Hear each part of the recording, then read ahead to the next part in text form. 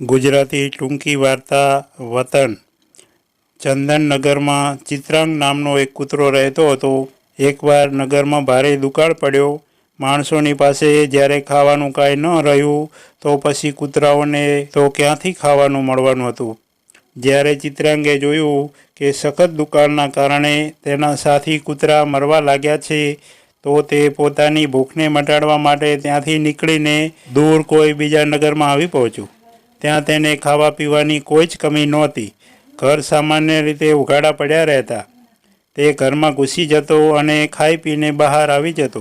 પરંતુ તેણે જોયું કે જેવો તે કોઈ ઘરમાંથી બહાર નીકળતો તો એક સામટા કૂતરા આવીને તેને ઘેરી લેતા હતા અને ભસી ભસીને તેને દાંતોથી કરડતા હતા। તે હંમેશા લોહી લુહાણ થઈ જતો, પરંતુ ફરી જ્યારે તેને ભૂખ લાગતી તો તેને કોઈને કોઈ ઘરમાં ઘૂસવું જ પડતું હતું અને પછી તેનો સામનો તે કૂતરાઓની સાથે થઈ જતો।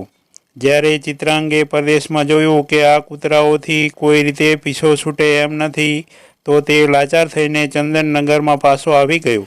ત્યાં તેના જૂના સાથીઓએ પૂછ્યું, કેમ ચિત્રાંગ, તું પાછો શા માટે આવી ગયો? શું ત્યાં ખાવા પીવાની કમી હતી? ના, ચિત્રાંગ બોલ્યો, ત્યાં તો ખાવા પીવાની ભારે મોજ હતી। કોઈ ચીજની કશી જ કમી નહોતી। બસ એક જ વાતનું દુઃખ હતું, ત્યાંના આપણા જ સમાજના કૂતરા ભાઈઓ જીવ લેવા ઉપર ઉતરી આવ્યા હતા।